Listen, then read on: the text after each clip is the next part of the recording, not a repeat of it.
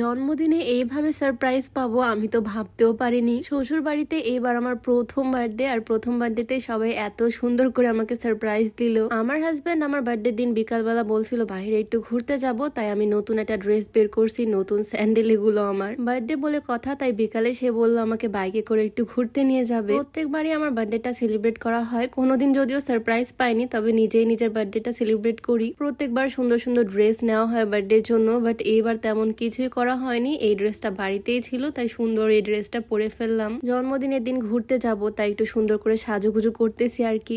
আমার রুমে আমি একা একাই রেডি হচ্ছিলাম। আমার হাজবেন্ড, আমার ননদিনী, ওরা কোথায় আমি জানি না। মানে আমি ভাবতেছিলাম ওরা অন্য কোনো রুমে আছে হয়তো, বাট ওরা যে আমার জন্য সারপ্রাইজ অ্যারেঞ্জ করতেছে এটা আমি ভাবতেও পারিনি। কারণ একে তো দেশের অবস্থা এরকম, আমি ফ্লাফি কোনো গাউনও অর্ডার করিনি, না আছে আমার ক্রাউন। বলতে গেলে কোনো রকমের প্রিপারেশনই নেওয়া হয়নি। নর্মালি ঘুরতে যাওয়ার জন্য যেভাবে রেডি হই সেভাবেই সুন্দর করে রেডি হয়েছি। আচ্ছা, আজকে আমাকে কেমন লাগতেছে বলো তো? আমি রেডি হয়ে তাড়াহুড়া করতেছিলাম বাহিরে যাওয়ার জন্য, আর তখনই আমার হাজবেন্ড, আমার ননদিনী, আমার বান্ধবী সবাই মিলে আমাকে চোখ বেঁধে ছাদে নিয়ে চলে আসলো। বার্থডে দিন যখন এভাবে চোখ ঢেকে নিয়ে আসছে তখনই আমি বুঝতে পারছি অবশ্যই কোনো না কোনো রহস্য আছে। আর চোখ খুলতেই দেখি এখানে সুন্দরভাবে ওরা সাজাইছে হ্যাপি বার্থডে লিখে বেলুন দিয়ে। এখন দেশের যে একটা অবস্থা, তারপর আমার জন্মদিন পড়ছে শুক্রবারে। ওরা এত কিছু কিভাবে অ্যারেঞ্জ করছে আমি সেটাই বুঝতে পারতেছি না। সব দোকানপাটি বন্ধ থাকে শুক্রবার বিকালে। আমার হাজবেন্ড আমাকে আমার ফেভারিট রেড রোজ দিছে অনেকগুলা, আর আমার ননদিনী গিফট দেখে তো আমি পুরাই অবাক। সে পুরো টাকা দিয়ে একটা ফুলের বুকের মতো করছে।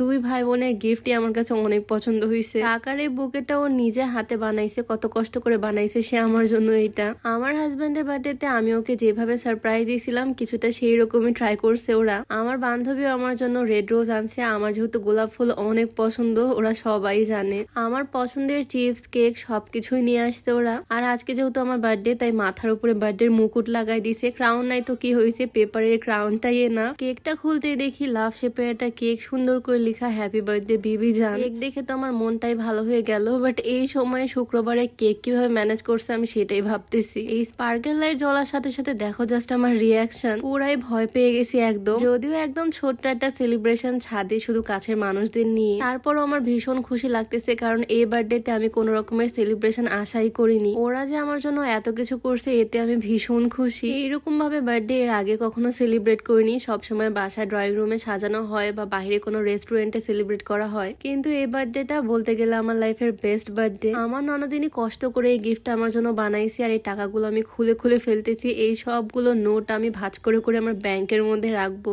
ও বললো ও নাকি সারা রাত কষ্ট করে এই বুকেটা বানাইছে। বেচারি আমাকে কত ভালোবাসে ভাবা যায়। বসে বসে আড্ডা দিতে দিতে চোখে পড়লো এই বড় অ্যাকোয়াফিনা পানির বোতলটা, আর দুষ্টু বুদ্ধি মাথায় চলে আসলো এখন একটা ট্রেন চলতেছে, পানির ফোয়ারা ট্রেন। যদিও এই ট্রেনটা করে রাত্রেবেলা লাইটের নিচে, এবার দিনের বেলায় আমি করব, দেখি কেমন হয়। আর এই যে তার রেজাল্ট। যাই হোক, আজকে তো বার্থডে সারপ্রাইজ পেয়ে আমি ভীষণ খুশি। আর এই ছোট্ট সেলিব্রেশনের ভিডিওটা তোমাদের কাছে কেমন লাগলো অবশ্যই কমেন্টে জানিও। তো আজকে ভিডিওটা এখানেই শেষ করছি। সবাই ভালো থাকো, সুস্থ থাকো, দেখা হচ্ছে নতুন কোনো ভিডিওতে। সবাইকে আল্লাহ হাফেজ।